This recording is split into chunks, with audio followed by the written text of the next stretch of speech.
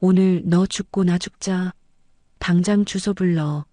내가 지금 당장 가서 니년 머리채 다 뽑아버릴 줄 알아. 수화기 너머로 들려오는 시어머니의 악에 바친 고함 소리. 명절에 코빼기도 안 비추고 시할아버지 제사까지 안 간다는 말 한마디에 시어머니는 이성을 잃으셨습니다. 길길이 날뛰는 그 목소리에 저는 오히려 웃음이 나는 걸 간신히 참았어요. 평생 저를 쥐잡듯 잡던 시어머니가 오늘이야말로 제 손바닥 안에서 놀아날 차례였으니까요. 저는 떨리는 목소리를 연기하며 천천히 주소를 불렀습니다. 하지만 그 주소는 바로 남편과 딴살림을 차린 것도 모자라 임신까지 한 상간녀의 집이었죠.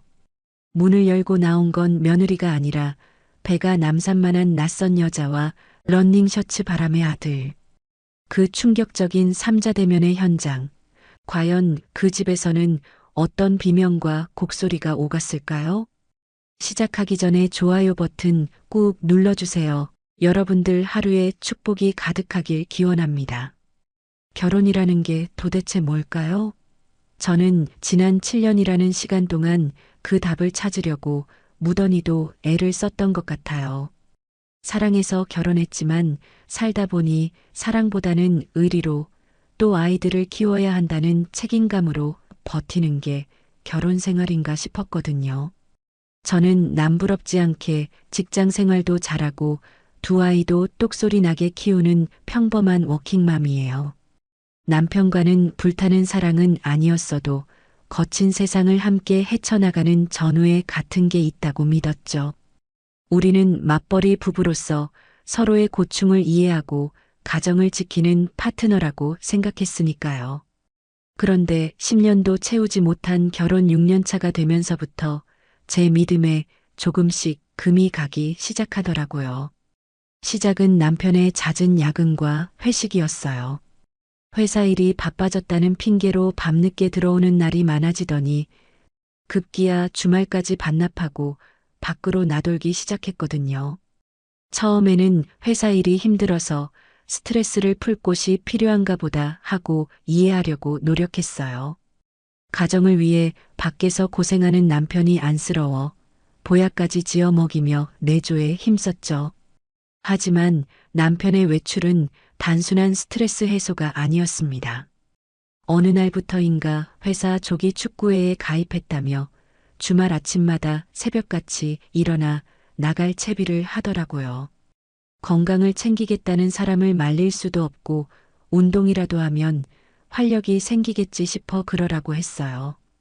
그런데 그게 문제의 시작이 될 줄은 그때는 정말 꿈에도 몰랐네요.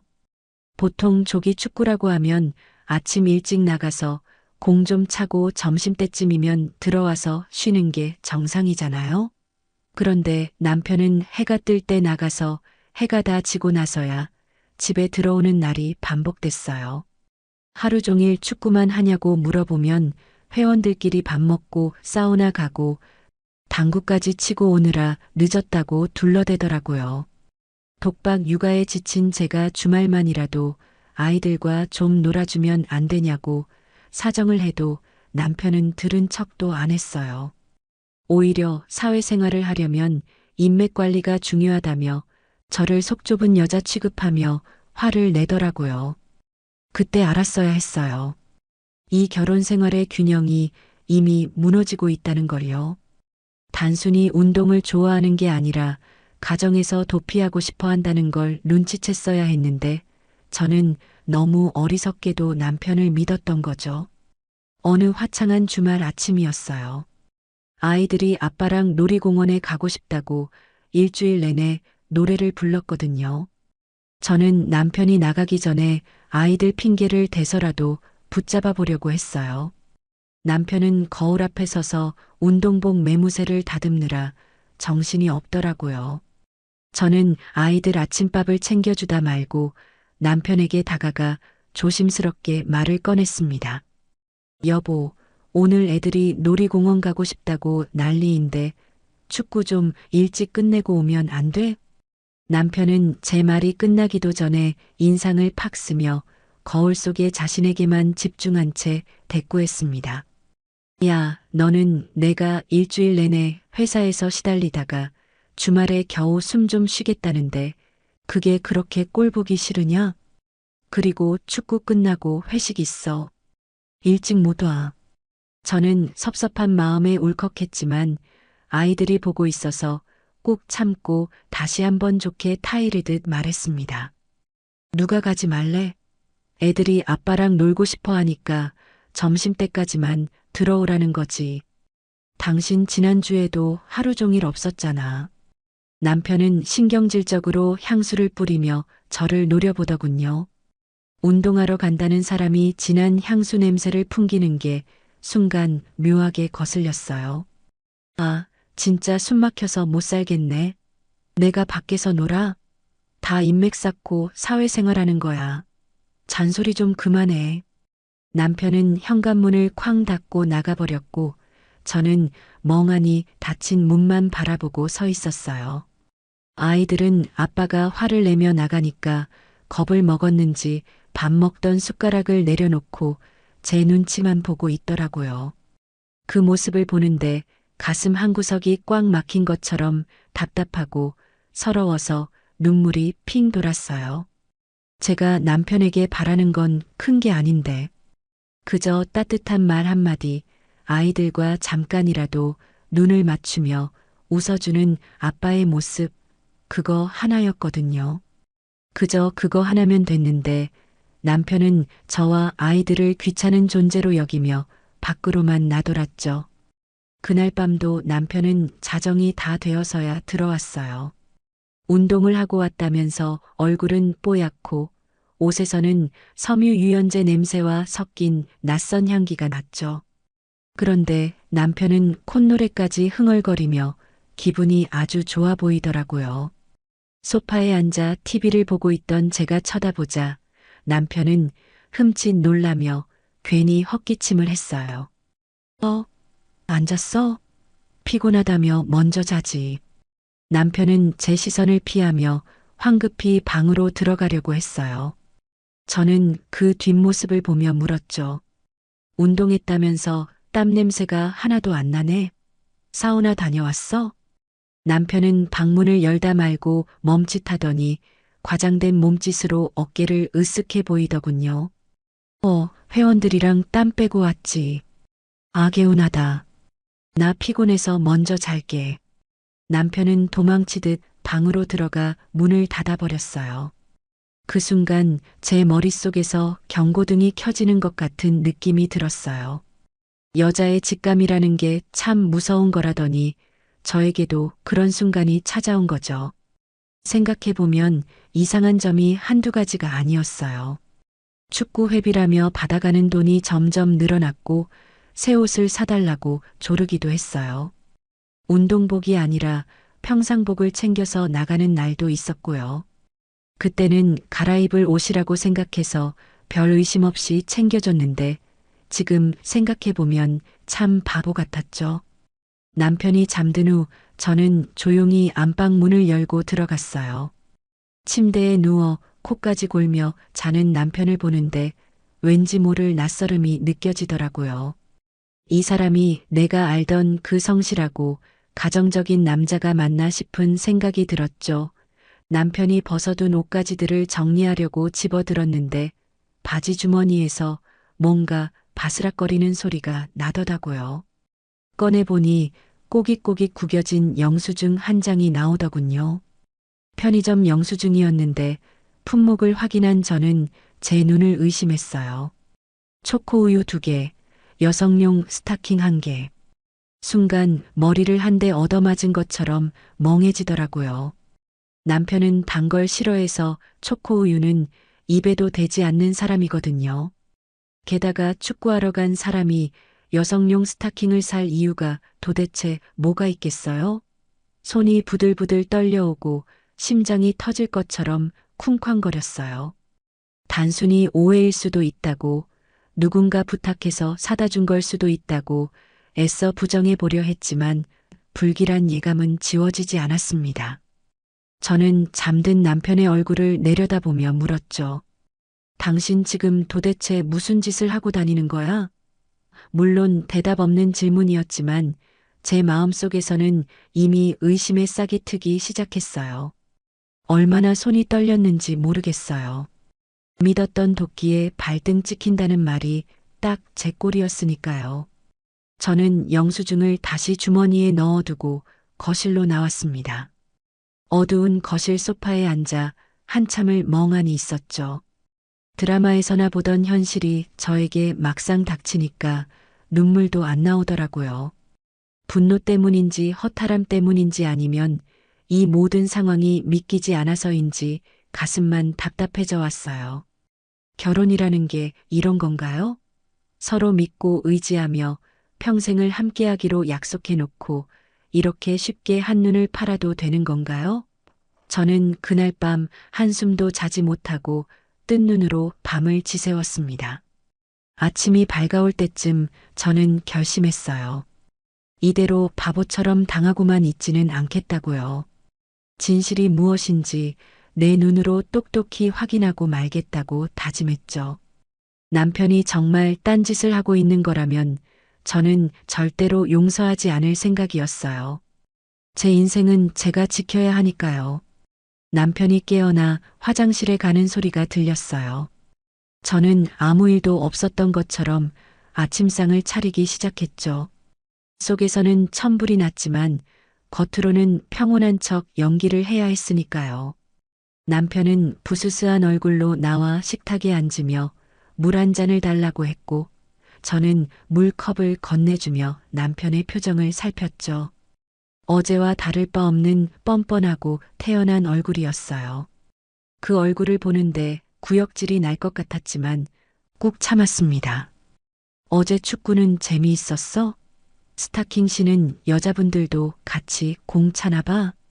제가 툭 던진 말에 물을 마시던 남편이 사례가 들렸는지 콜록거리며 얼굴이 새빨개지더라고요. 당황한 기색이 역력한 눈동자가 흔들리는 걸 놓치지 않았죠. 무슨 소리야? 어떻게 여자랑 축구를 해? 헛소리하지 말고 밥이나 줘. 남편은 괜히 큰 소리를 치며 화를 냈지만 저는 확신할 수 있었어요. 남편이 거짓말을 하고 있다는 걸요. 지금 생각해보면 어이가 없어서 웃음이 나오네요. 그렇게 허술하게 들킬 거짓말을 하면서 저를 속일 수 있다고 생각했다니 남편이 참 한심해 보였거든요. 하지만 그때는 웃음보다는 배신감이 더 컸어요. 10년을 가까이 알고 지낸 사람인데 어떻게 이렇게 뻔뻔하게 저를 속일 수 있는지 이해가 안 갔거든요. 이 사람이 내가 알던 그 사람이 맞나 싶어서 소름이 돋기도 했고요. 저는 남편에게 밥공기를 내려놓으며 차갑게 말했습니다. 많이 먹어. 일하랴 축구하랴 힘쓸 때가 한두 군데가 아니겠다. 남편은 제 말에 아무 대꾸도 못하고 밥만 꾸역꾸역 먹더라고요. 체할 것 같은지 인상을 쓰면서도 밥그릇을 비우는 꼴을 보니 정말 정이 뚝 떨어졌어요. 그날 이후 저는 남편을 감시하기 시작했습니다. 남편의 사소한 행동 하나하나를 눈여겨보고 휴대폰 패턴을 알아내려고 기회를 엿봤죠. 판도라의 상자를 여는 게 두렵기도 했지만 모르는 척 넘어갈 수는 없었거든요. 제 인생과 아이들의 미래가 걸린 문제니까요. 남편은 여전히 주말마다 축구를 핑계로 나갔고 저는 그때마다 속으로 칼을 갈았어요. 언젠가는 꼬리가 잡힐 거라고 그때는 가만두지 않겠다고 다짐하면서요. 평범했던 우리 가정에 불어닥친 이 폭풍우가 어디서부터 시작된 건지, 그리고 그 끝에는 무엇이 기다리고 있을지 저는 그때까지도 짐작조차 하지 못했어요.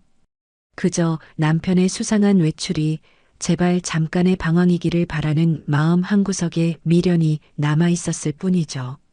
하지만 현실은 드라마보다 더 잔혹하다는 걸 깨닫는 데는 그리 오랜 시간이 걸리지 않았습니다.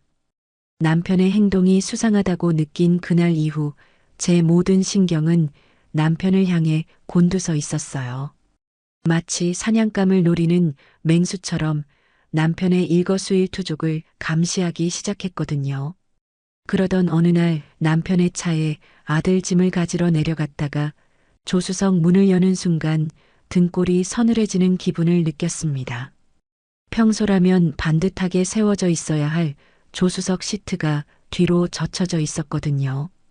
가족 말고는 남편 차에 탈 사람이 없는데 누가 이렇게 시트를 젖혀놓고 탔을까 의문이 들더라고요. 순간 제 머릿속을 스치는 불길한 생각에 손이 떨려왔지만 애써 침착하려고 노력하며 내비게이션 검색 기록을 열어봤습니다. 평소 칠칠맞고 털털한 성격의 남편이라 생각했는데 검색 기록이 싹 지워져 있더라고요. 분명 주말마다 축구장을 간다고 했으면서 왜 검색 기록을 지워야 했을까요? 이상한 점은 그뿐만이 아니었어요. 혹시나 하는 마음에 블랙박스를 확인하려고 전원을 켰는데 메모리 카드가 아예 빠져 있었습니다. 마치 자신의 행적을 지우기 위해 작정한 것처럼 모든 흔적이 깨끗하게 사라져 있었던 거죠. 심장이 쿵쿵 뛰고 머릿속이 하얘지는데 당장이라도 남편에게 달려가 따지고 싶은 걸 억지로 참아야 했습니다. 증거가 없으면 오히려 의처증 환자 취급을 당할 게 뻔했으니까요. 집으로 돌아와서도 남편의 행동을 유심히 지켜봤는데 정말 가관이더라고요. 예전에는 거실 테이블에 아무렇게나 던져두던 휴대폰을 이제는 마치 보물 단지라도 되는 양 애지중지하며 몸에서 떼어놓지 않았어요. 화장실에 갈 때도 샤워를 할 때도 휴대폰을 꼭 챙겨 들어갔고 잠잘 때는 베개 밑에 숨겨두거나 뒤집어 놓기 일쑤였죠. 무슨 국가 기밀이라도 들어있는 것처럼 철통 보안을 유지하는 꼴을 보니 기가 막히고 코웃음만 났어요. 제가 뭐라도 물어보려고 다가가면 화들짝 놀라며 화면을 꺼버리는 모습이 얼마나 수상하던지 정말 미치겠더라고요. 그러다 결정적인 기회가 찾아왔습니다. 남편이 회사 회식이라며 잔뜩 취해서 들어온 날이었어요. 평소 같으면 잔소리를 퍼부었겠지만 그날은 왠지 모르게 기회다 싶었죠. 남편은 인사불성이 되어 거실 소파에 쓰러지듯 잠들었고 저는 잠든 남편의 지문으로 잠겨있는 휴대폰 잠금을 풀었습니다. 판도라의 상자가 열리는 순간이었죠. 떨리는 손으로 통화 목록과 문자 메시지를 확인했는데 온통 박 부장님이라는 이름으로 도배가 되어 있더라고요. 회사 상사라고 하기에는 연락 빈도가 너무 잦아서 의아해하며 대화 내용을 눌러봤습니다. 그리고 저는 제 눈을 의심할 수밖에 없었어요. 부장님이라는 호칭과는 전혀 어울리지 않는 낯 뜨거운 애정 표현들이 화면 가득 채워져 있었거든요. 자기야, 오늘 정말 즐거웠어. 벌써 보고 싶어 죽겠어. 사랑해, 내 사랑. 대화 내용을 읽어 내려가는데 구역질이 올라오고 피가 거꾸로 솟는 것 같았습니다.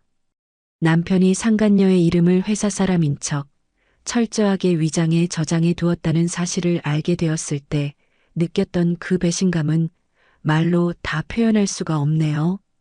상대는 말투나 쓰는 이모티콘을 봤을 때 꽤 젊은 여자 같았어요. 나이 차이가 많이 나는 여자와 바람난 주제에 이런저런 핑계를 대며 저를 기만하고 있었다니 어이가 없어서 웃음이 나오더군요. 그동안 야근이다 회식이다 하며 늦었던 게 다 이 여자랑 놀아나느라 그랬던 거였죠. 저는 당장이라도 남편을 깨워 뺨이라도 한 대 갈기고 싶었지만 꾹 참았습니다. 저는 남편의 휴대폰 화면을 제 핸드폰으로 낱낱이 찍어두었습니다. 그리고 휴대폰도 원래 있던 자리에 돌려놓았죠. 밤새 한숨도 못 자고 뜬 눈으로 지새우며 복수의 칼날을 갈았습니다. 다음 날 아침 남편은 아무것도 모른 채 부스스하게 일어나 해장국을 찾더라고요. 속이 쓰리다며 징징거리는 꼴을 보니 국그릇을 엎어버리고 싶었지만 태연하게 밥상을 차려줬습니다. 그리고는 아무렇지 않은 척 물었죠. 어제 회식은 재미있었어? 박 부장님이랑 늦게까지 마셨나 보네. 제 말에 남편은 흠칫 놀라며 숟가락을 멈추더니 눈동자를 굴리며 대답했어요. 어, 뭐 그렇지. 부장님이 말이 많으셔서 늦었어. 아, 머리야. 천연덕스럽게 거짓말을 하는 모습을 보는데 소름이 끼치더군요. 저는 속으로 비웃으며 다시 한번 쐐기를 박았습니다. 주말에는 또 축구하러 가? 이번 주는 애들이랑 좀 놀아주지. 남편은 기다렸다는 듯이 손사래를 치며 정색을 했어요. 이번 주는 중요한 경기가 있어서 빠지면 안 돼. 내가 주장이라서 꼭 가야 된다고. 갔다 와서 놀아줄게. 뻔뻔한 거짓말에 기가 찼지만 알겠다며 순순히 보내주는 척했습니다. 그리고 주말이 되자 남편은 축구복을 챙겨 입고 콧노래까지 흥얼거리며 현관을 나섰어요. 남편이 나가자마자 저는 친한 친구에게 전화를 걸어 사정을 이야기하고 도움을 요청했습니다. 친구는 제 이야기를 듣고 길길이 날뛰며 당장 잡으러 가자고 흥분했지만 저는 차분하게 아이들을 친정에 맡기고 친구 차를 타고 남편을 뒤쫓기로 했어요. 제 차는 남편이 알아볼 수도 있으니까요. 남편의 차는 예상대로 축구장이 아닌 전혀 다른 방향으로 향했습니다. 익숙한 동네를 벗어나 낯선 주택가 골목으로 들어서더니 어느 빌라 앞에 멈춰 서더라고요. 잠시 후 빌라 입구에서 화려하게 차려입은 젊은 여자가 나왔고 남편은 차에서 내려 그 여자에게 달려가 차 문을 열어주더군요. 마치 공주님을 모시듯 애지중지하는 꼴을 보니 헛구역질이 나올 뻔했어요. 그 여자가 바로 남편 휴대폰에 저장된 박 부장님이었겠죠. 남편은 여자가 타자마자 환하게 웃으며 안전벨트까지 매주는 자상함을 보였습니다. 저한테는 밥 먹을 때 물 한 잔 떠다 주는 것도 귀찮아하던 인간이 상간녀 앞에서는 세상 둘도 없는 로맨티시스트 행세를 하고 있더라고요. 두 사람이 탄 차는 교회로 드라이브를 가는지 시원하게 도로를 질주했고 저와 친구는 거리를 두고 그 뒤를 쫓았습니다. 유명한 맛집 앞에 차를 세우고 다정하게 팔짱을 끼고 들어가는 두 사람의 뒷모습을 보는데 억장이 무너지는 것 같았어요. 주말에 아이들은 아빠랑 놀고 싶어서 목이 빠져라 기다리고 있는데 애비라는 작자는 딴 여자랑 히히덕거리며 데이트를 즐기고 있다니요. 그때 알았어야 했어요. 이 사람은 이미 돌아올 수 없는 강을 건넜다는 걸요. 단순한 바람이 아니라 두 집 살림을 차린 거나 다름없다는 확신이 들었습니다. 친구는 당장 쳐들어가서 머리채를 잡자고 했지만 저는 고개를 저었어요. 이 정도 증거로는 부족하다고 생각했거든요. 더 확실하고 빼도 박도 못할 결정적인 한 방이 필요했습니다. 그래서 꾹 참고 그들이 식사를 마치고 나올 때까지 기다리기로 했어요. 차 안에서 두 사람을 지켜보는데 눈물이 핑 돌더군요. 내가 이러려고 결혼했나? 내 10년 청춘이 고작 이런 인간에게 배신당하는 건가 하는 생각에 서글퍼졌습니다. 하지만 이내 마음을 다잡았어요. 눈물은 사치라는 생각이 들었거든요. 지금 울면 지는 거라고 반드시 저 인간들이 피눈물 흘리게 만들어주겠다고 이를 악물었죠. 식당에서 나온 두 사람은 다시 차를 타고 어디론가 향했고 도착한 곳은 전망 좋은 카페였어요. 서로 입을 맞추고 껴안고 난리도 아니더군요. 마치 세상에 둘만 사는 연인처럼 행복해 보이는 모습을 카메라에 담으면서 저는 싸늘하게 식어가는 제 심장을 느꼈습니다. 남편과 상간녀의 데이트는 해가 질 무렵까지 계속됐어요.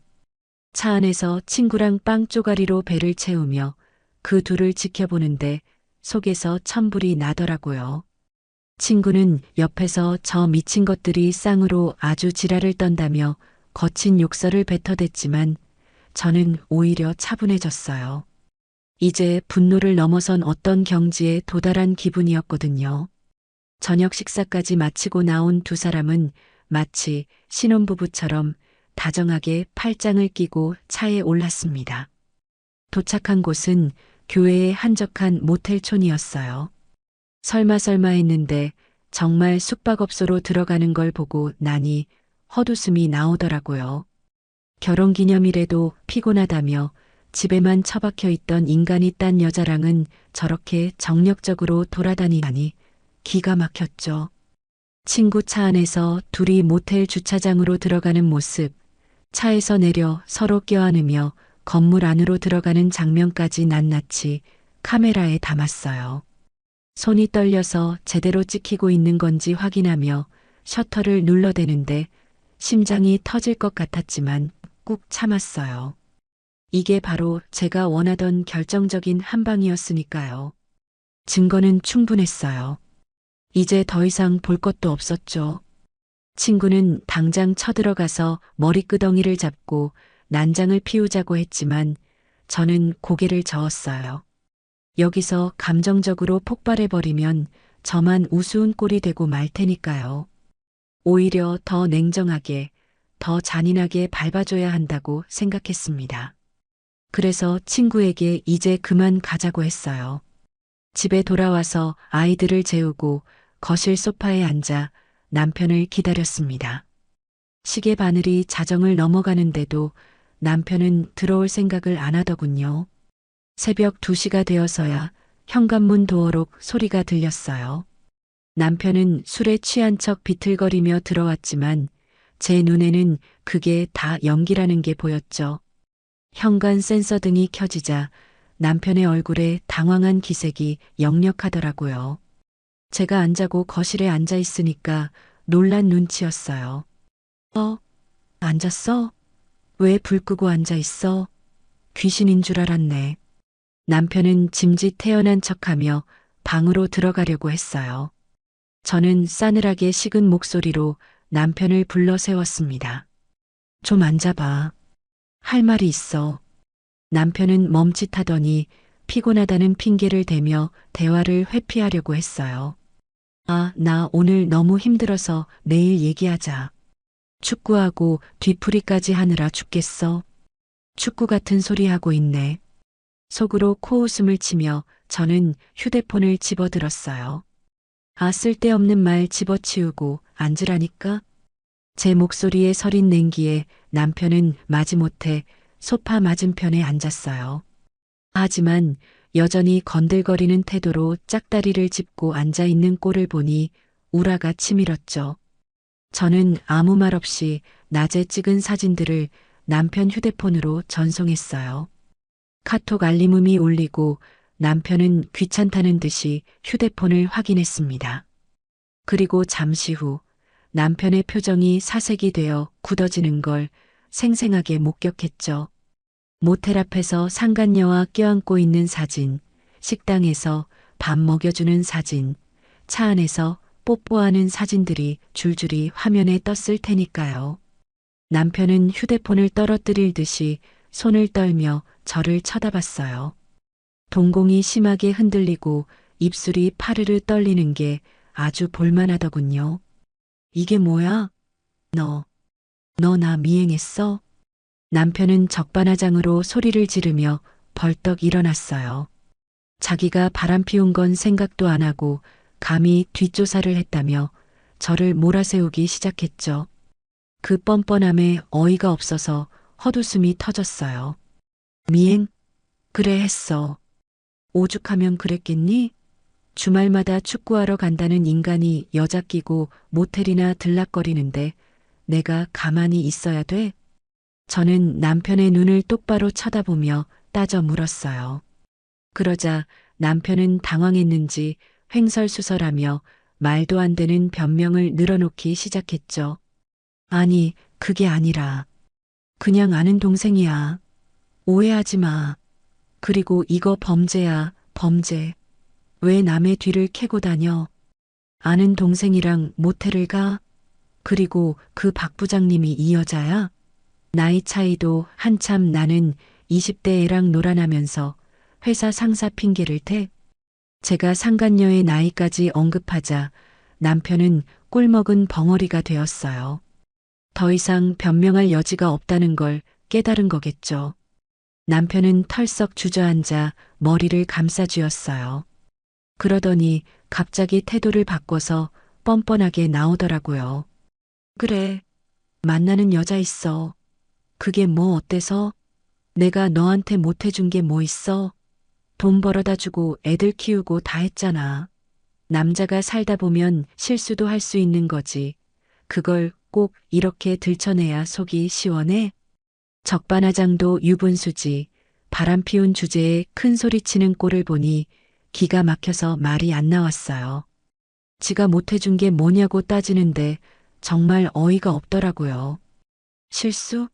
너 아주 당당하다? 그년 아주 진심으로 사랑하나 봐. 남편은 제 비꼬는 말투에 화가 났는지 얼굴을 붉히며 소리쳤어요. 그래, 사랑해. 너랑 사는 것보다 100배, 1000배는 더 행복해. 걔는 나를 이해해주고 존중해준다고. 너처럼 바가지나 긁는 여자가 아니야. 순간 제 안에서 뭔가가 끊어지는 느낌이 들었어요. 10년을 함께 산 아내 앞에서 딴 여자를 사랑한다고 고백하는 꼴이라니. 정말 미치겠더라고요. 분노와 배신감에 몸이 부들부들 떨렸지만 저는 최대한 침착하게 대꾸했어요.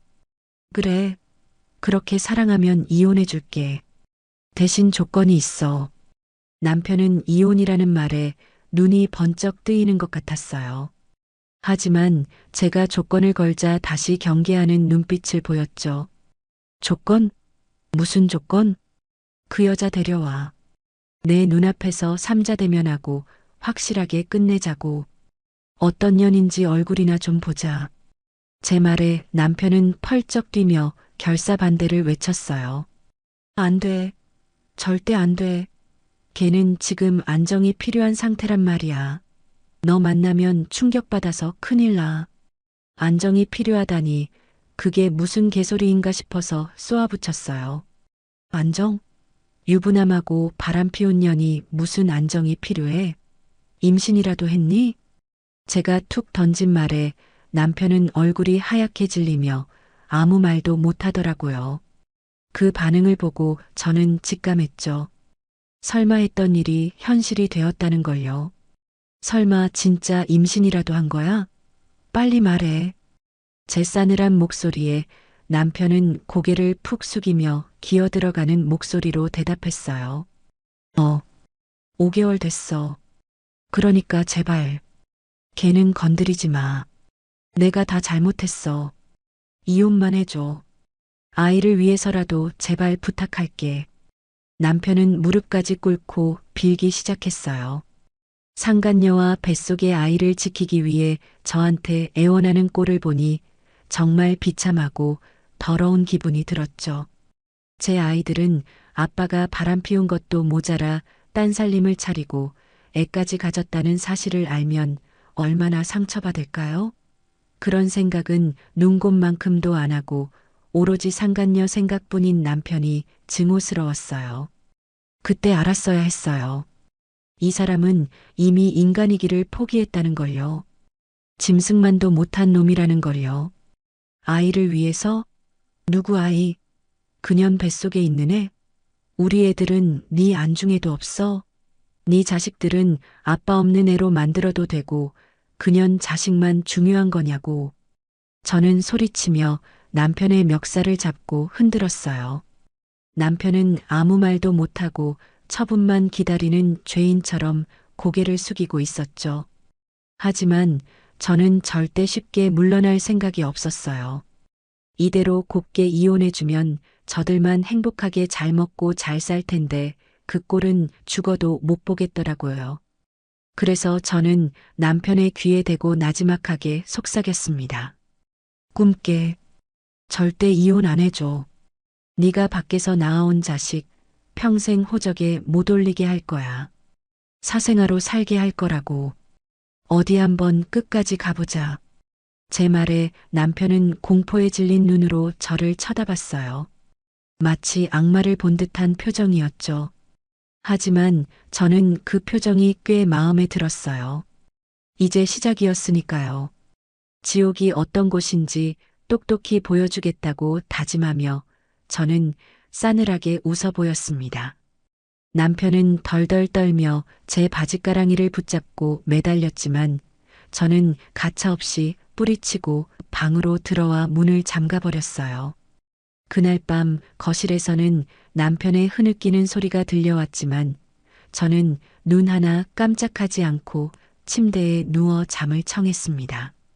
눈물은 이미 말라버렸고 남은 건 차가운 복수심 뿐이었으니까요. 상간녀가 임신했다는 사실이 오히려 저에게는 좋은 무기가 될 거라는 생각이 들었어요. 그 아이를 볼모로 잡고 남편과 상간녀를 쥐락펴락할 수 있을 테니까요. 상간녀가 임신까지 했다는 사실에 충격을 받았지만 저는 절대 곱게 이혼해주지 않기로 결심했습니다. 유책 배우자인 남편은 먼저 이혼 소송을 걸 수 없다는 점을 이용하여 남편을 괴롭히기로 했어요. 제가 이혼을 해주지 않으면 상간녀가 낳은 아이는 남편의 호적에 올릴 수 없다는 사실을 알게 되었기 때문이었죠. 남편이 밖에서 낳아온 자식은 혼인 중에 출생자가 아니므로 인지 청구를 해야 하는데 본처인 제가 동의해주지 않으면 호적에 올리는 게 쉽지 않거든요. 물론 법적으로 강제인지 청구를 할 수도 있겠지만 그 과정이 복잡하고 시간도 오래 걸리니까요. 게다가 남편이 유부남인 줄 알고 만난 상간녀가 낳은 아이라면 더더욱 사회적 지탄을 받을 테니 쉽게 나서지 못할 거라는 계산이 섰습니다. 남편은 태어날 아이가 무슨 죄가 있냐며 사정했지만 저는 상간녀 애만 네 애냐며 우리 아이들을 아빠 없는 애로 만들 수 없다며 거절했습니다. 야, 너 진짜 너무하다. 뱃속에 있는 애가 무슨 죄야? 태어나면 호적에는 올려줘야 할 거 아니야. 제발 부탁이다. 이혼만 해줘. 남편은 제 바짓가랑이를 붙잡고 애원했지만 저는 차갑게 뿌리쳤어요. 누가 죄가 있대? 죄는 네가 지었지. 그리고 그년이 지었지. 뻔히 임자 있는 남자한테 꼬리치고 애까지 가진 주제에 어디서 감히 호적 타령이야? 꿈깨. 내 눈에 흙이 들어가기 전에는 절대 안 돼. 제 말에 남편은 얼굴이 붉어지며 씩씩거렸지만 더 이상 할 말이 없는지 입을 다물었어요. 분노와 억울함이 가득한 눈으로 저를 노려보는데 그 꼴이 아주 볼만하더라고요. 저는 그 눈빛을 똑바로 받아치며 비웃어줬습니다. 왜? 억울해? 그럼 소송 걸어보시던가. 유책 배우자는 이혼 청구도 못한다는 거 몰라? 변호사 사서 알아봐. 아마 다들 안 된다고 할걸? 남편은 제 말에 말문이 막혔는지 주먹만 꽉 쥐고 부들부들 떨었어요. 말이 통하지 않자 화를 내더니 짐을 싸서 상간녀의 집으로 가출해버렸습니다. 남편이 짐을 바리바리 싸서 나가는 뒷모습을 보는데 묘한 해방감이 느껴지더라고요. 마치 알터니가 빠진 것처럼 시원하면서도 한편으로는 씁쓸한 기분이 들었어요. 10년을 함께 산 남편이 딴 여자랑 살겠다고 집을 나가는 꼴이라니 인생 참 허무하다 싶었죠. 하지만 슬퍼하고 있을 시간은 없었어요. 남편이 나가버리자 오히려 집안은 평화로워졌고 저는 아이들과 함께 여유로운 생활을 즐겼습니다. 저는 남편 없이도 아이들을 잘 키울 수 있다는 자신감을 가지며 미래를 위해 열심히 일하고 돈을 모았어요. 그동안 남편 뒷바라지하느라 소홀했던 제 자신에게 투자도 하고 아이들과 더 많은 시간을 보내려고 노력했죠. 주말이면 아이들과 가까운 공원에 놀러 가거나 맛있는 것도 사 먹으러 다녔어요. 아이들도 처음에는 아빠를 찾았지만 시간이 지나자 엄마와의 생활에 적응하며 잘 지냈습니다. 엄마, 아빠는 언제 와? 출장 갔어? 첫째가 물어볼 때마다 가슴이 철렁했지만 저는 웃으며 대답해줬어요. 응, 아빠 회사 일이 바빠서 당분간 못 올 거야. 대신 엄마랑 재미있게 놀자. 아이들은 아직 어려서 그런지 제 말을 곧이곧대로 믿어줬고 아빠 빈자리를 크게 느끼지 않는 것 같아서 다행이었어요. 오히려 엄마와 싸우며 눈치 주던 아빠가 없으니까 더 좋아하는 눈치더라고요. 그 모습을 보면서 남편이 얼마나 가정에 소홀했는지 다시 한번 깨닫게 되었죠. 하지만 그 덕분에 아이들이 상처를 덜 받고 적응할 수 있었던 것 같기도 해요. 저는 그렇게 아이들과 평화로운 나날을 보내며 이혼 준비를 차근차근 해나갔습니다. 남편이 제 발로 걸어 나갔으니 위자료 청구 소송을 할 때 유리한 고지를 선점할 수 있겠다는 생각이 들었거든요. 가정을 버리고 딴 여자와 살림을 차린 증거는 차고 넘쳤으니까요. 변호사를 만나 상담도 받고 재산 분할에 대해서도 알아봤습니다. 남편 명의로 된 재산이 얼마나 있는지 파악하고 양육권과 친권 문제도 미리 준비해 두었어요. 남편은 상간녀와 희희낙낙하며 행복한 꿈을 꾸고 있을지 모르겠지만 저는 그 꿈을 산산조각 낼 준비를 하고 있었던 거죠. 그러던 어느 날 남편에게서 전화가 왔습니다. 집을 나간 지 2달 만이었어요. 전화를 받을까 말까 고민하다가 무슨 소리를 하는지 드러나 보자 싶어서 받았습니다. 여보세요? 제 건조한 목소리에 남편은 다짜고짜 화를 내더라고요. 너 진짜 이럴 거야? 애 낳을 때 다 되어가는데 호적 정리 안 해줄 거야? 애가 사생아로 태어나면 네가 책임질 거야? 적반하장도 유분수지. 자기가 저지른 일은 생각도 안 하고 저한테 책임을 떠넘기는 꼴을 보니 기가 막혀서 말이 안 나왔어요. 책임? 웃기고 있네. 누가 밖에서 애 만들어 오래? 네가 좋아서 한 짓이잖아. 그리고 내가 왜 네 자식을 책임져야 되는데? 너랑 그년이 알아서 해. 저는 차갑게 쏘아붙인 뒤 전화를 끊어버리고 잠시 멍하니 앉아 있었어요. 남편이라는 작자가 정말 인간이기를 포기했구나 싶어서 씁쓸하더라고요.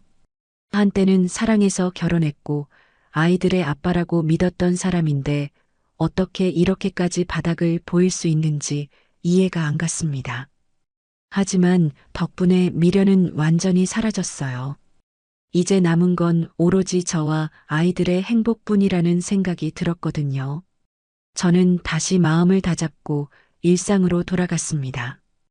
회사 일도 더 열심히 하고 아이들 케어에도 최선을 다했죠. 남편 없이도 충분히 잘 살 수 있다는 걸 보여주기 위해서라도 악착같이 살았습니다. 주변 사람들에게는 남편이 해외 출장을 갔다고 둘러댔어요. 굳이 집안의 치부를 드러내고 싶지 않았고 아이들이 상처받을까봐 걱정도 되었거든요. 다행히 사람들은 제 말을 믿어줬고 저는 평범한 워킹맘으로 살아갈 수 있었습니다. 가끔 밤에 혼자 있을 때면 외로움이 밀려오기도 했지만 아이들 자는 모습을 보며 마음을 달랬습니다. 엄마는 강해야 하니까요. 저는 그렇게 하루하루를 버티며 살아갔습니다. 남편과 상간녀가 불행해지기를 바라는 마음 한구석의 복수심을 원동력 삼아서요. 시간이 흘러 어느덧 계절이 바뀌고 명절이 다가오고 있었어요. 명절이면 시댁에 가서 하루 종일 음식 만들고 설거지하느라 허리 한번 못 펴고 일만 했었는데 이번 명절은 어떻게 될지 궁금해지더군요. 남편이 가출한 사실을 시댁에 알리지 않았으니 시어머니는 당연히 제가 올 거라고 생각하고 계실 테니까요. 저는 이번 명절을 기점으로 시댁과의 인연도 끊어낼 작정이었습니다. 남편이 없는 시댁에 가서 며느리 노릇할 이유가 없잖아요. 게다가 남편이 바람 피워서 집 나간 마당에 시부모님 비위 맞춰드릴 필요도 없고요. 저는 시어머니에게서 전화가 오기만을 기다렸습니다. 예상대로 명절 며칠 전부터 시어머니 전화가 빗발치기 시작하더라고요. 처음에는 안 받다가 계속 울리는 통에 마지못해 받았습니다. 아가, 이번 명절에는 언제 내려오니? 장 봐놓은 거 많으니까 일찍 와서 거들어라. 시어머니는 아무것도 모른 채 평소처럼 저를 부려먹으려고 하셨어요. 저는 그 목소리를 듣는데 헛웃음이 나오더라고요. 아들은 딴 여자랑 살림 차리고 나갔는데 며느리를 부려먹으려는 신보가 참 고약하다 싶었죠. 어머님, 저 이번 명절에는 못 가요. 회사 일이 바빠서요. 저는 핑계를 대며 거절했습니다. 그러자 시어머니 목소리가 단박에 높아지더군요. 뭐, 못 온다고? 그게 무슨 말이니? 명절에 네가 안 오면 누가 차례상을 차려? 너 미쳤니? 시어머니는 길길이 날뛰며 소리를 질러댔어요. 저는 귀찮다는 듯이 대꾸했죠. 아범한테 전화해 보세요. 아범이 알아서 할 거예요. 저는 바빠서 끊을게요. 저는 할 말만 하고 전화를 끊어버렸어요. 시어머니가 다시 전화를 걸어왔지만 받지 않았습니다. 속이 다 시원하더라고요. 그동안 시집살이 하면서 당했던 서름을 한 방에 날려버린 기분이었습니다. 명절 당일 저는 아이들과 함께 친정에 가서 푹 쉬었어요. 친정 부모님께는 남편이 출장 갔다고 거짓말을 했지만 엄마는 뭔가 눈치채신 것 같았어요. 하지만 굳이 물어보지 않으시고 따뜻한 밥상을 차려주시더라고요. 엄마의 사랑이 담긴 밥을 먹으며 저는 눈시울이 붉어졌습니다. 그래, 나한테는 나를 사랑해주는 가족이 있는데 뭐가 걱정이야. 저는 그렇게 스스로를 위로하며 명절을 보냈습니다. 한편 시댁에서는 난리가 났겠죠. 며느리도 안 오고 아들도 연락이 안 되니 시어머니 속이 얼마나 뒤집어졌을지 안 봐도 비디오였죠. 상상만 해도 고소하더라고요. 연휴 내내 꺼져 있던 휴대폰을 켜자마자 부재중 전화 알림이 미친 듯이 쏟아졌어요. 시어머니, 심지어 평소엔 연락도 없던 시누이까지 온 가족이 돌아가며 전화를 해댔더라고요. 그 숫자를 보는데 어이가 없어서 웃음이 나왔어요. 평소에는 안부 전화 한 통 없다가 일손 필요할 때만 찾는 신보가 고약하게 느껴졌거든요. 저는 침착하게 심호흡을 한 뒤 시어머니에게 전화를 걸었습니다. 신호가 가기도 전에 시어머니가 전화를 받으시더군요. 아, 너 지금 어디야? 명절에 코빼기도 안 비치고 전화도 안 받고 제정신이니? 수화기 너머로 시어머니의 찢어지는 듯한 고함 소리가 고막을 때렸어요. 첫마디부터 욕설에 가까운 비난을 퍼붓는 걸 보니 아주 독이 바짝 오르신 모양이더라고요. 저는 차분한 목소리로 대꾸했습니다. 어머님, 저 이번 명절에는 못 간다고 말씀드렸잖아요. 회사 일도 바쁘고 몸도 안 좋아서요.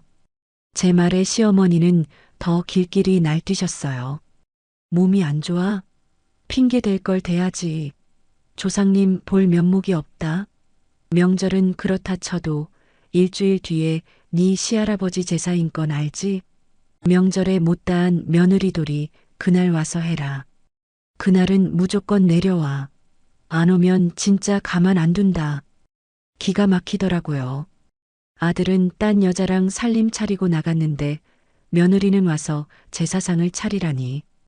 이 집구석은 며느리를 그저 일해주는 하녀, 대리 효도하는 기계 정도로만 생각하는 게 분명했어요. 순간 제 안에서 뭔가가 툭 끊어지는 느낌이 들었습니다. 더 이상 참을 필요가 없다고, 이제 끝을 볼 때가 되었다고 판단했죠. 어머님, 저 이제 제사 안 지낼 거예요. 앞으로 영영 안 갈 거니까 그렇게 하세요. 제 폭탄 선언에 시어머니는 잠시 말을 잇지 못하시더니 숨 넘어가는 소리를 내셨어요. 안 와? 너 지금 뭐라고 했니? 미쳤어? 돌았어? 네, 미쳤나 봐요.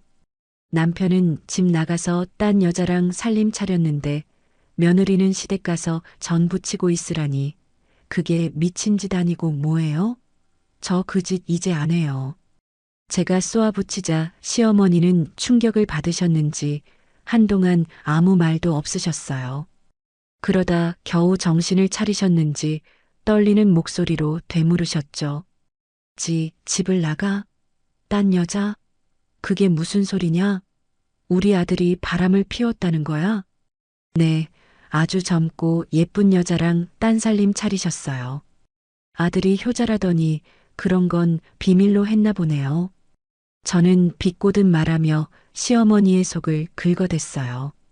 시어머니는 믿을 수 없다는 듯 거짓말. 우리 아들이 그럴 리가 없어. 네가 모함하는 거지? 하며 소리를 지르셨지만 목소리에는 불안감이 가득했죠.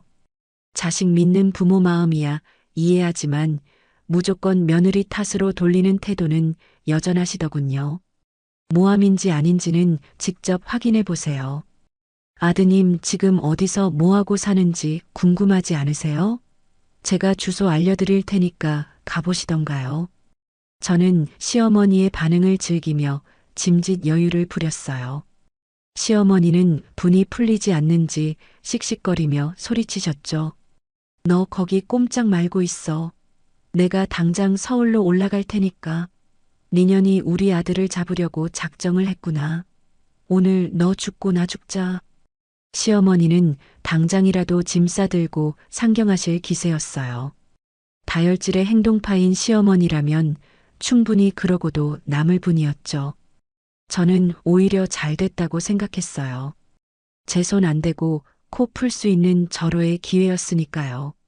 시어머니가 직접 그 꼴을 목격하게 만들면 제 복수는 더 완벽해질 테니까요. 오시려면 오세요. 근데 저 이사 갔거든요. 주소 문자로 찍어드릴 테니까 그리로 오세요. 저는 태연하게 거짓말을 하고 상간녀의 집 주소를 시어머니에게 문자로 전송했습니다. 남편이 짐을 택배로 받으려고 저한테 알려줬던 그 주소를 말이죠. 시어머니는 제 문자를 받고 바로 출발하신 모양이었어요. 몇 시간 뒤면 그 집에서 무슨 사단이 날지 상상만 해도 짜릿하더라고요. 저는 아이들을 데리고 근처 키즈카페에 가서 신나게 놀아줬어요. 마치 아무 일도 없는 평화로운 주말인 것처럼요. 하지만 속으로는 시계만 쳐다보고 있었죠. 지금쯤 도착하셨겠네. 벨을 누르셨을까? 문을 열어줬을까? 혼자 상상의 나래를 펼치며 팝콘이라도 튀겨놓고 싶은 심정이었어요. 시어머니는 제가 알려준 주소로 정말 한 걸음에 달려가셨더군요. 그곳에서 벌어진 일은 나중에 건너 듣게 되었는데 상상만 해도 등골이 서늘해질 정도로 스펙터클했다고 합니다. 시어머니는 아파트 초인종을 누르며 애미야, 문 열어라 하고 고래고래 소리를 지르셨대요. 그런데 문을 연 건 며느리가 아니라 배가 남산만하게 부른 낯선 여자였으니 얼마나 놀라셨겠어요? 순간 잘못 찾아왔나 싶어 주소를 다시 확인하려던 찰나 집안에서 누구야? 하며 나오는 아들의 목소리를 듣고 만 거죠. 현관 앞에 떡하니 서 있는 만삭의 여자와 러닝셔츠 차림으로 나온 아들, 그리고 그 뒤로 보이는 신혼 살림 같은 집안 풍경. 이 모든 상황을 한눈에 파악한 시어머니는 그 자리에서 아이고 맙소사 하며 뒷목을 잡고 쓰러지셨다고 해요. 평소 건강을 자신하던 분이었지만 아들의 배신과 충격적인 불륜 현장을 목격하고는 버틸 재간이 없으셨던 거죠. 응급실에 실려간 시어머니는 한동안 의식을 찾지 못하다가 겨우 눈을 뜨셨다고 하는데 깨어나자마자 하신 첫마디가 그년 데려와 였다고 하니 그 기세가 정말 대단하다 싶었어요. 저녁이 되자 제 휴대폰이 다시 울리기 시작했습니다. 예상대로 남편의 전화였죠. 아마 시어머니가 들이닥치고 난리가 난 모양이었어요. 저는 일부러 전화를 받지 않았습니다. 부재중 전화가 수십 통 찍히고 문자가 쇄도하더라고요. 너 미쳤어? 엄마한테 여기 주소를 알려주면 어떡해? 엄마 쓰러지셨어. 빨리 와서 수습해. 너 진짜 죽고 싶어? 당장 전화 받아. 남편의 다급하고 분노에 찬 문자를 보며 저는 쾌재를 불렀습니다. 꼴 좋다. 아주 생쇼를 하는구나. 저는 콧노래를 흥얼거리며 문자 하나하나를 음미하듯 읽어내려갔어요. 시어머니가 만삭인 상간녀와 동거 중인 아들을 보고 얼마나 기가 막히셨을까요? 하늘처럼 믿었던 아들이 딴 여자랑 살림 차리고 배불러 있는 꼴을 봤으니 혈압이 오르고도 남았겠죠. 저는 밤늦게까지 남편의 연락을 무시하다가 아이들이 잠든 후에야 슬그머니 전화를 걸었습니다. 남편은 받자마자 고래고래 소리를 질러댔어요. 아, 너 제정신이야? 어떻게 엄마한테 여기를 알려줘? 엄마 쓰러져서 응급실 갔다고. 어머, 그래. 많이 놀라셨나 보네. 며느리 도리하라고 난리시길래 새며느리한테 효도 받으시라고 친절하게 알려드린 건데 왜 화를 내? 저는 최대한 얄밉게 대꾸했어요. 남편은 분에 못 이겨 씩씩거리며 말을 더듬더군요. 어떻게 사람이 이래? 아니, 넌 사람도 아니야. 우리 엄마가 무슨 죄가 있다고. 죄? 며느리 알기를 우습게 알고 평생 종처럼 부려먹으려고 했잖아. 이제 그 대가를 치르는 거야. 억울하면 네가 병간호 해드려 수고해. 저는 싸늘하게 쏘아붙이고 전화를 끊어버렸어요. 속이 다 후련하더라고요. 그동안 쌓였던 채증이 싹 내려가는 기분이었어요. 시어머니가 쓰러지셨다는 말에 조금 찜찜하긴 했지만 어차피 자업자득이라고 생각하니 금세 마음이 편해졌습니다. 아들 잘못 키운 죄, 며느리 구박한 죄, 그 값을 톡톡히 치르시는 거라고 합리화했죠. 이제 공은 저들에게 넘어갔습니다.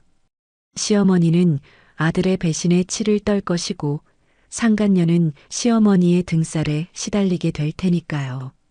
남편은 그 사이에서 샌드위치 신세가 되어 죽을 마시겠죠. 저는 그저 강 건너 불구경하듯 지켜보기만 하면 되는 거였어요. 이보다 더 완벽한 복수가 어디 있겠어요? 다음 날 아침 모르는 번호로 전화가 왔어요. 받아보니 병원 간호사였는데 시어머니가 저를 찾으신다고 하더군요. 보호자가 필요하다면서요. 저는 단호하게 말했습니다. 저는 그분 보호자 아니에요. 아드님한테 연락하세요. 그리고 다시는 저한테 전화하지 마세요. 전화를 끊고 나서 저는 생각했어요. 아직도 정신 못 차리셨나 보네. 내가 가서 병수발이라도 들 줄 아셨나? 정말 뻔뻔함의 극치였어요. 자기가 쓰러졌으니 며느리가 와서 간호해야 한다고 생각하는 그 사고방식이 소름 끼치도록 싫었습니다. 저는 이제 더 이상 그 집안의 며느리가 아니었어요. 남편과는 서류 정리는 안 됐지만 이미 남남이나 다름없는 사이였으니까요. 그날 오후 퇴근하고 집에 오니 현관 앞에 낯익은 신발이 놓여 있더군요. 남편의 구두였어요. 집 비밀번호를 바꾸지 않은 제 실수였죠. 문을 열고 들어가니 남편이 거실 소파에 앉아 고개를 푹 숙이고 있더라고요. 몇 달 사이에 폭삭 늙어버린 듯한 모습이었어요. 저를 보자마자 벌떡 일어나더니 다가오려고 하더군요. 저는 현관에서 신발도 벗지 않은 채 싸늘하게 노려봤습니다. 나가. 당장. 제 섯을 퍼런 눈빛에 남편은 주춤하며 멈춰 섰어요. 그리고는 기어 들어가는 목소리로 말했죠. 여보, 제발. 엄마가 병원에 계시는데 내가 갈 수가 없어. 그 사람도 임신 중이라 간호를 못해. 네가 좀 가주면 안 될까? 내가 다 잘못했어. 한 번만 부탁할게. 와, 정말 이 인간은 뇌 구조가 어떻게 된 걸까 싶었어요. 바람 피우고 집 나가서 딴 살림 차린 주제에 시어머니 간호는 본처한테 맡기겠다니요. 상간녀는 임신해서 안 되고 저는 만만하니까 비벼볼만 했다 생각했을까요? 어이가 없어서 웃음조차 나오지 않더라고요. 저는 신고 있던 구두를 벗어 남편에게 집어 던졌습니다. 야, 이 미친놈아. 네가 인간이니? 짐승도 너보다는 낫겠다. 상간녀는 임신해서 안 되고 나는 네 엄마 똥오줌 받아내라고? 꿈깨. 당장 꺼져. 남편은 제 구두에 맞고도 아무 말 못하고 멍하니 서 있더라고요. 저는 씩씩거리며 방으로 들어가 문을 잠가버렸어요.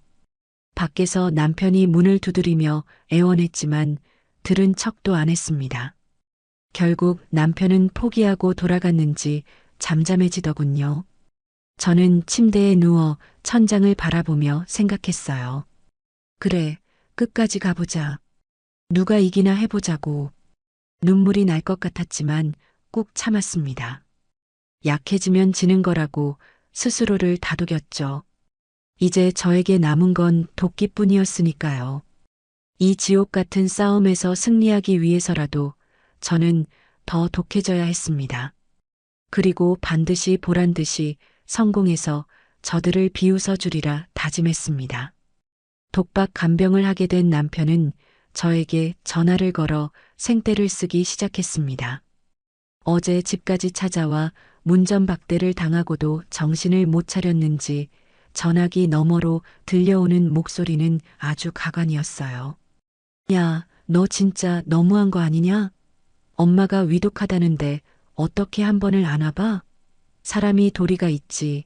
며느리로 10년을 봐왔으면서 그렇게 정없게 행동하냐?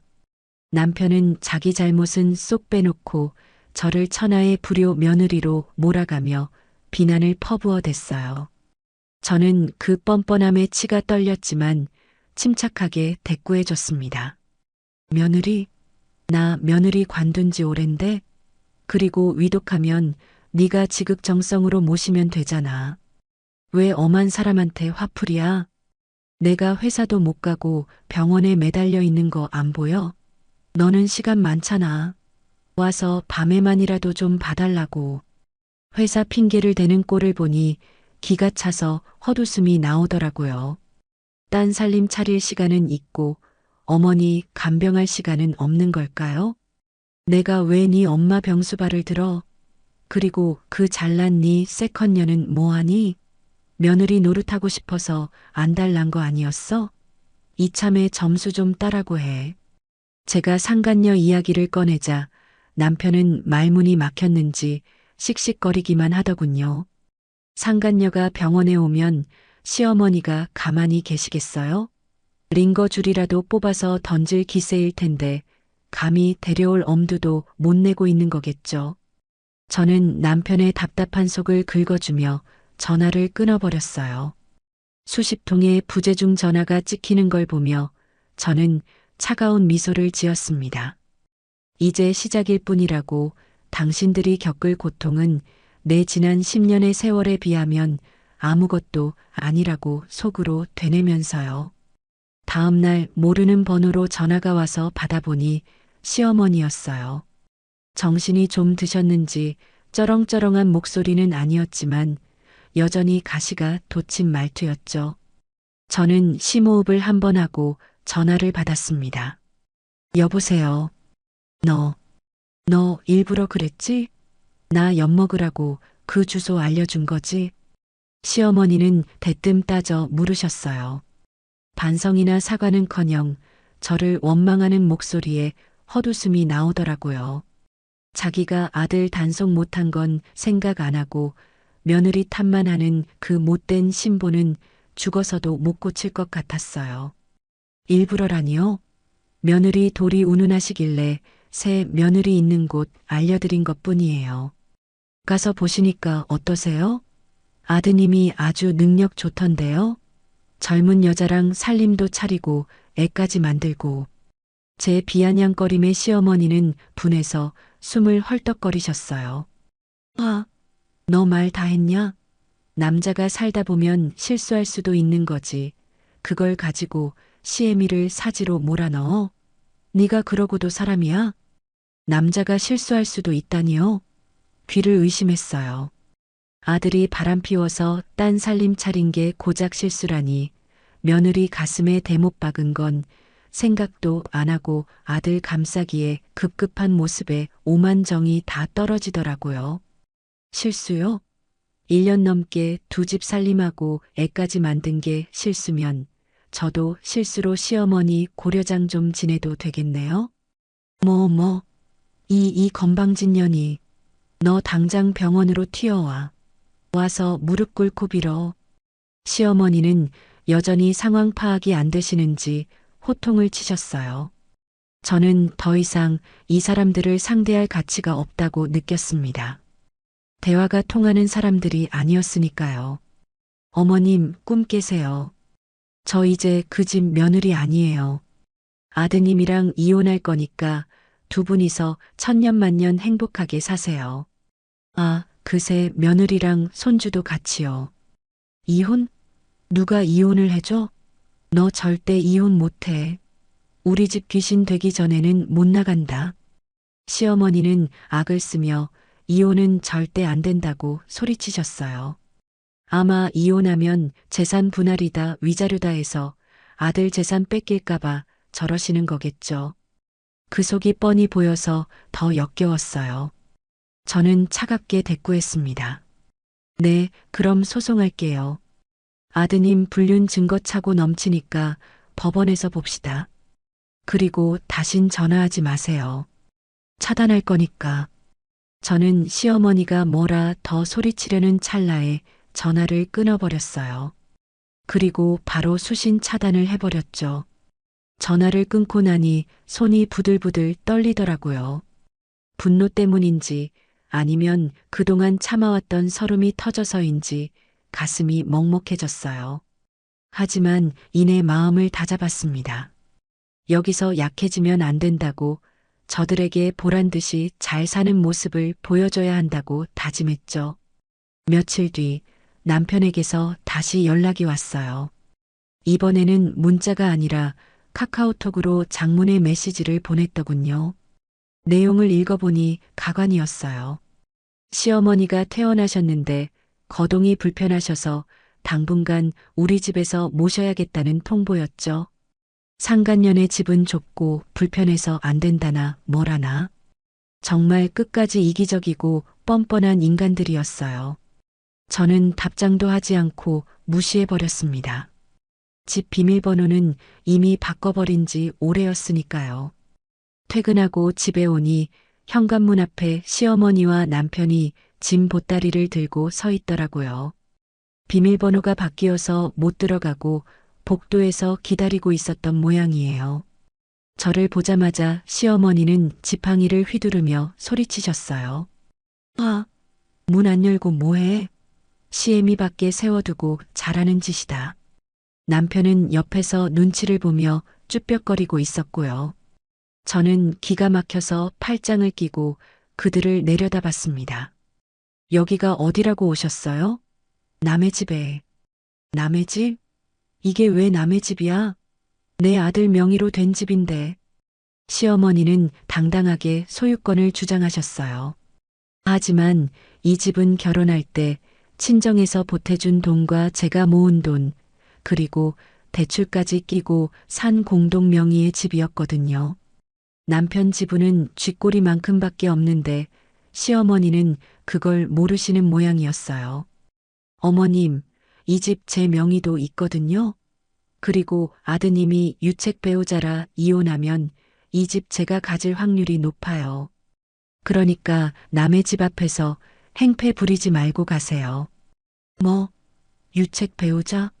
야, 남자가 바람 좀 피울 수 있지. 너는 여자가 돼서 속이 그렇게 좁아 터져서 어따 쓰니?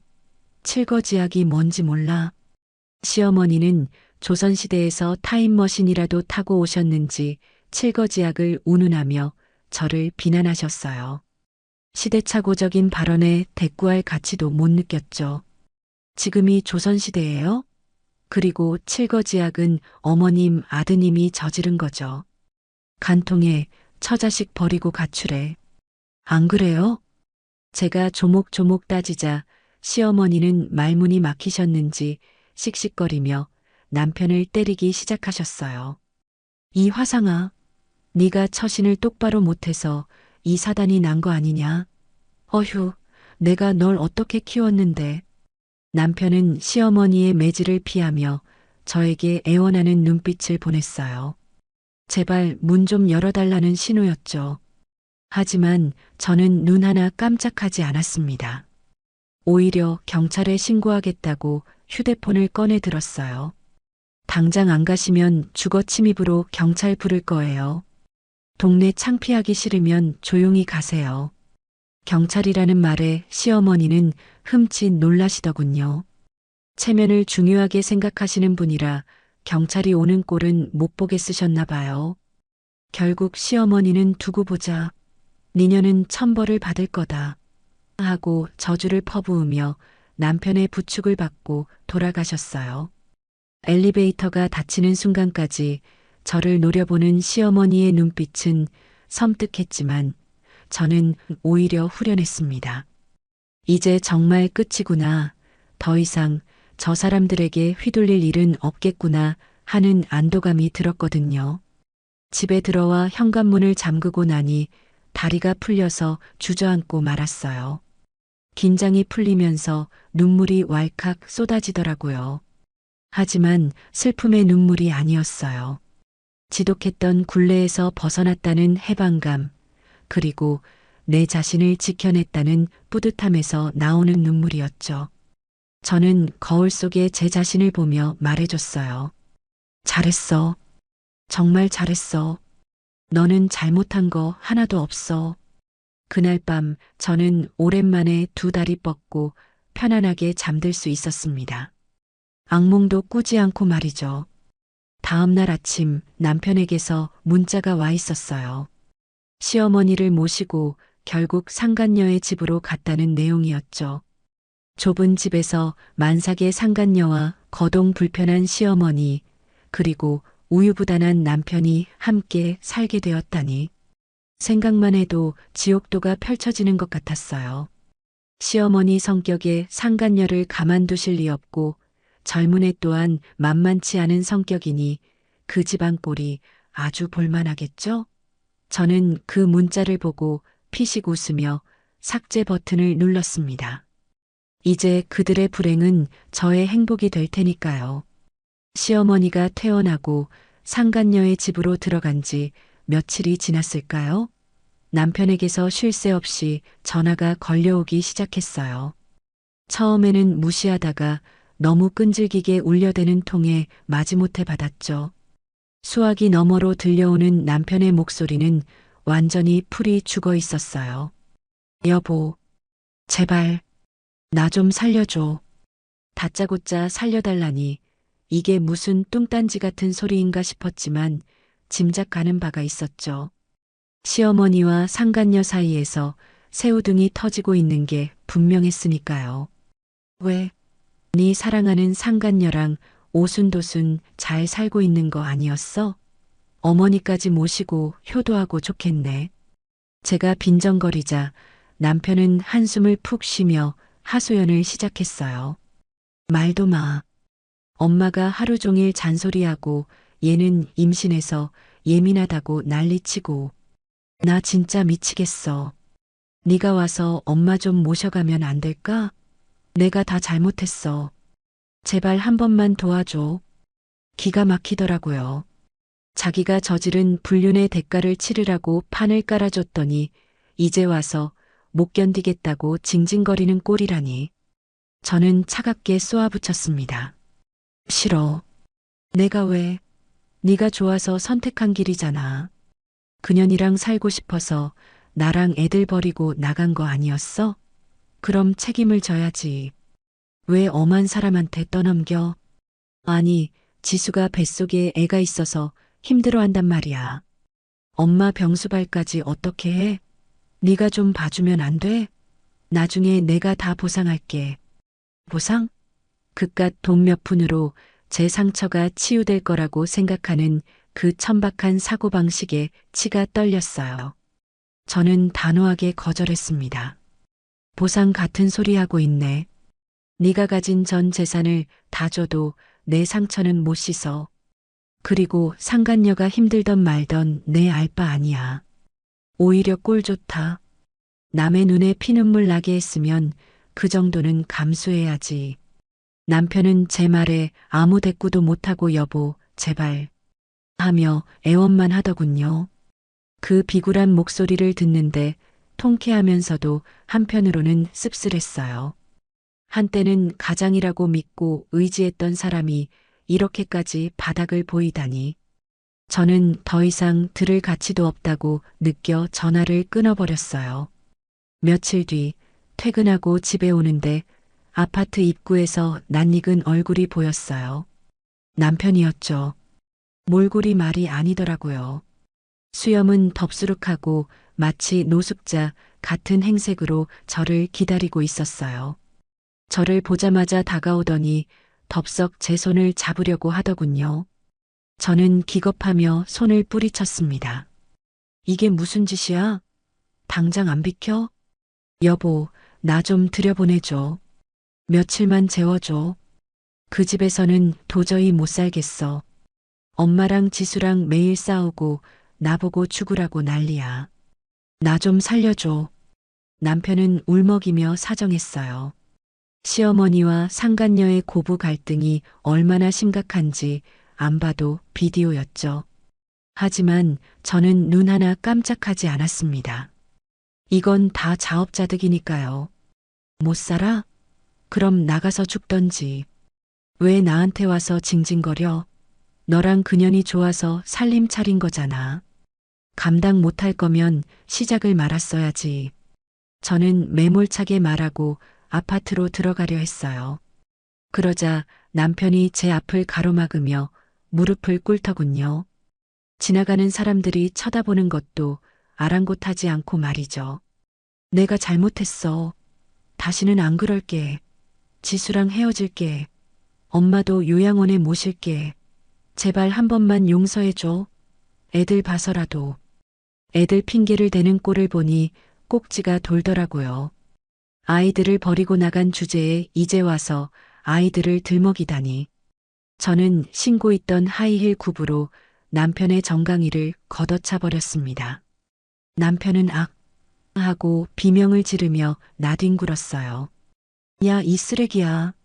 어디서 감히 애들 이름을 올려? 네가 아비 자격이나 있어? 너 같은 건 아빠도 아니야. 당장 꺼져. 내 눈앞에 띄면 경찰 부를 거야. 저는 씩씩거리며 소리를 지르고 경비 아저씨를 불렀어요. 경비 아저씨가 달려와 남편을 끌어내자 남편은 여보, 여보 하며 발악을 했지만 저는 뒤도 돌아보지 않고 들어와 버렸어요. 집에 들어와서도 분이 풀리지 않아 씩씩거리는데 갑자기 눈물이 핑 돌더라고요. 내가 왜 이런 꼴을 당해야 하나 싶어서요. 하지만 이내 마음을 다잡았습니다. 약해지면 안 된다고, 저 인간들이 파멸하는 꼴을 끝까지 지켜봐야 한다고 다짐했죠. 그 후로도 남편과 상간녀의 연락은 끊이지 않았어요. 상간녀가 직접 저에게 전화를 걸어온 적도 있었죠. 뻔뻔하게도 아이를 호적에 올려달라고 요구하더군요. 언니, 저 김지수인데요. 오빠랑 이혼 좀 해주세요. 애가 곧 나오는데 아빠 없는 애로 만들 순 없잖아요. 같은 여자로서 이해 좀 해주세요. 언니라는 호칭에 헛웃음이 나왔어요. 누가 네 언니냐고 따지고 싶었지만 꾹 참고 받아쳤습니다. 누구신데 언니라고 하세요? 그리고 남의 남편 뺏어서 애까지 가진 주제에 무슨 낯짝으로 전화를 해? 너 제정신이니? 말 함부로 하지 마세요. 오빠는 저만 사랑한다고 했어요. 언니랑은 껍데기뿐인 부부라고 했다고요. 그러니까 쿨하게 놔주세요. 적반하장도 유분수지 아주 당당하게 나오더군요. 사랑 타령하는 꼴이 우습지도 않았어요. 그래, 그렇게 사랑하면 네 호적에 올려. 미혼모 자녀로 올리면 되잖아. 왜 굳이 내 남편 호적에 올리려고 난리야? 유부남인 거 알고 만났으면 그 정도는 각오했어야지. 뭐라고요? 미혼모? 아, 너 진짜 악질이다. 애한테 무슨 죄가 있다고 그래. 상간녀는 흥분해서 반말까지 하며 소리를 질러댔어요. 저는 그 반응을 즐기며 여유롭게 대꾸했죠. 죄는 네가 지었지. 그리고 네 뱃속의 애는 불륜의 증거물일 뿐이야. 어디서 감히 죄 없는 척 피해자 코스프레를 해? 평생 상간녀 꼬리표 달고 살아봐. 그게 네 운명이니까. 저는 상간녀의 속을 뒤집어 놓고 전화를 끊어버렸어요. 그리고 바로 차단했죠. 속이 다 시원하더라고요. 그동안 당했던 서름을 말로 갚아주는 기분이었어요. 시간이 흘러 상간녀가 출산을 했다는 소식을 들었어요. 남편은 저에게 다시 연락해 제발 이혼해달라고 아이 출생 신고만 하게 해달라고 빌기 시작했죠. 하지만 저는 끝까지 무시했습니다. 법적으로 혼인 관계가 유지되는 한 남편의 혼외자는 인지 청구를 거치지 않으면 호적에 올릴 수 없으니까요. 그리고 인지 청구를 하려면 유전자 검사도 해야 하고 복잡한 절차를 거쳐야 하는데 제가 이혼을 해주지 않으면 그 과정이 순탄치 않거든요. 결국 상간녀는 출생신고 기한 때문에 아이를 자신의 성을 따서 미혼모의 자녀로 신고할 수밖에 없었다고 해요. 나중에 남편이 인지 신고를 하면 성분 변경 신청을 통해 남편의 성으로 바꿀 수는 있겠지만 호적에는 영원히 혼외자라는 기록이 남게 되는 거죠. 그 사실을 알고 남편과 상간녀가 얼마나 절망했을지 상상만 해도 고소하더라고요. 이제 때가 되었다고 생각했습니다. 남편과 상간녀를 처절하게 밟아줬으니 이제 제 인생을 찾을 차례였죠. 저는 변호사를 선임하여 남편에게 이혼 소송을 걸고 위자료와 재산 분할을 청구했습니다. 남편이 유책 배우자였기에 소송은 제게 유리하게 흘러갔어요. 남편의 외도 증거는 차고 넘쳤고 가출해서 상간녀와 동거한 정황들까지 모두 제출했으니까요. 법원은 남편에게 위자료 5천만 원과 재산 분할로 살던 아파트를 저에게 넘기라는 판결을 내렸습니다. 양육권과 친권은 당연히 제가 가져왔고요. 남편은 판결에 불복해 항소하겠다고 날뛰었지만 변호사 비용도 없고 증거도 명백해서 승산이 없다는 걸 알고 포기했죠. 결국 저는 남편과 이혼하고 아이들과 함께 살던 집을 지키며 경제적인 보상까지 확실하게 받아냈습니다. 상간녀에게도 위자료 청구 소송을 걸어 승소했고요. 물론 상간녀는 돈이 없다며 배째라 식으로 나왔지만 저는 급여 압류까지 걸어가며 끝까지 받아냈습니다. 돈이 문제가 아니라 괘씸해서라도 그냥 넘어갈 수 없었거든요. 소송이 끝나고 법원을 나오는데 하늘이 그렇게 맑아 보일 수가 없었어요. 마치 제 앞날을 축복해 주는 것처럼요. 지긋지긋했던 악연을 끊어내고 자유의 몸이 되었다는 사실에 가슴이 벅차오르더라고요. 저는 아이들과 함께 맛있는 저녁을 먹으며 자축 파티를 했습니다. 엄마, 오늘 무슨 날이야? 하고 묻는 아이들에게 저는 환하게 웃으며 말해줬어요. 응, 엄마가 다시 태어난 날이야. 그리고 우리 가족이 더 행복해지는 날이고. 아이들은 무슨 뜻인지 모르겠다는 표정이었지만 엄마가 웃으니까 따라서 웃더라고요. 그 해맑은 미소를 보며 저는 다짐했습니다. 다시는 이 아이들을 슬프게 하지 않겠다고. 그리고 보란 듯이 씩씩하게 잘 살겠다고요. 시간이 약이라는 말이 맞는지 계절이 2번 바뀌는 동안 저희 세 식구는 놀라울 정도로 안정을 찾았습니다. 물론 처음에는 아이들이 아빠를 찾으며 보채기도 했어요. 그럴 때마다 거짓말로 둘러대는 대신 아이들 눈높이에 맞춰 솔직하게 설명해 주었습니다. 아빠랑 엄마는 이제 따로 살기로 했어. 하지만 너희를 사랑하는 마음은 변함없어. 대신 엄마가 아빠 목까지 2배로 놀아줄게. 처음엔 낯설어 하던 아이들도 이제는 주말마다 엄마랑 어디 갈지 계획을 세우느라 바쁩니다. 매일 밤 술 냄새 풍기며 들어오거나 주말이면 축구하러 나가버리는 아빠보다 함께 자전거 타고 맛있는 거 먹으러 다니는 엄마가 더 좋은가 봐요. 반면에 담장 넘어 들려오는 그들의 소식은 예상대로 처참하더군요. 동리가 좁다 보니 건너 건너 소문이 들려오는데 그 내용이 아주 막장 드라마 저리 가라였습니다. 시어머니는 화병이 도져서 자리에 눕다시피 하셨는데 상간녀는 애 낳은 유세가 얼마나 심한지 손 하나 까딱 안 하고 시어머니를 하녀처럼 부려먹는다고 하더군요. 아기가 밤새 울어대서 잠도 못 주무시는 시어머니한테 어머니, 애 깨니까 코 좀 골지 마세요. 라며 소리를 꽥꽥 지른다나요? 저 산후조리 잘못해서 손목 나가면 어머니가 책임지실 거예요? 라며 배달 음식만 시켜 먹고 시어머니 카드를 긁어댄다고 하니 인과응보가 따로 없죠. 평생 며느리를 종 부리듯 하던 시어머니가 이제는 상간녀 눈치를 보며 쥐 죽은 듯 지내다가 결국 못 견디고 고향으로 야반도주 하셨다고 들었어요. 그런데 고향 집에 가셔도 돌봐줄 사람이 없으니 결국 얼마 못 버티고 요양원으로 들어가셨다고 하네요.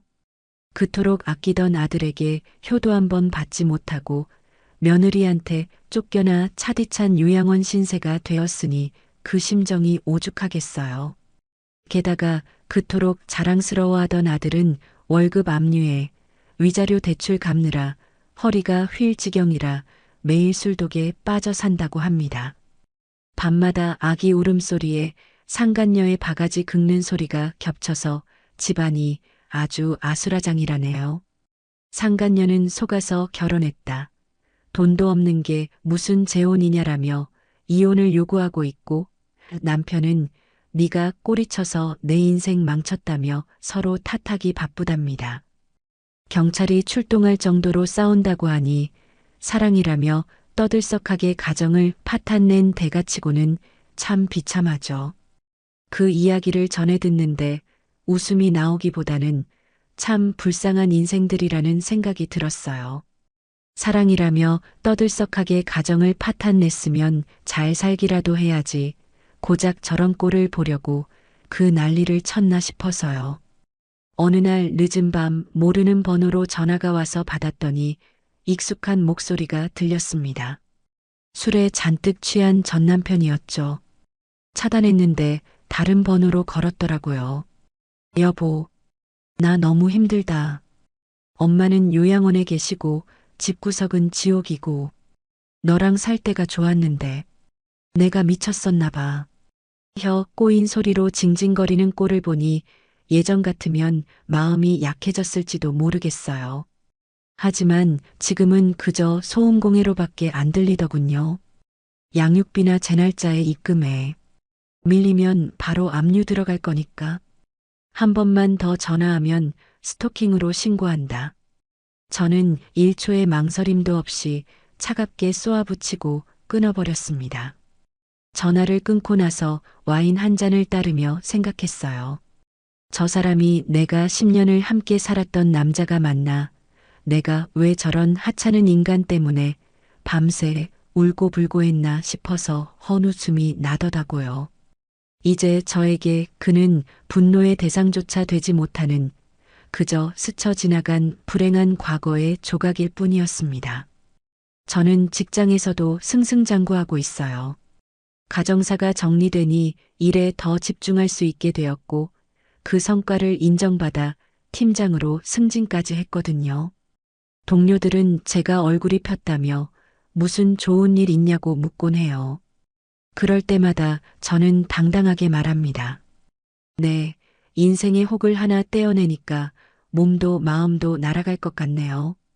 이제 저는 퇴근 후에 아이들과 맛있는 저녁을 먹고 주말에는 취미 생활도 즐기며 온전히 저를 위한 시간을 보냅니다. 전에는 꿈도 못 꿨던 해외여행 적금도 들었고 내년에는 아이들과 유럽으로 떠날 계획도 세우고 있어요. 누군가의 아내, 누군가의 며느리가 아닌 제 이름 석자로 살아가는 지금이 저는 너무나 행복합니다. 가끔 잠들기 전 옛날 생각에 잠길 때가 있어요.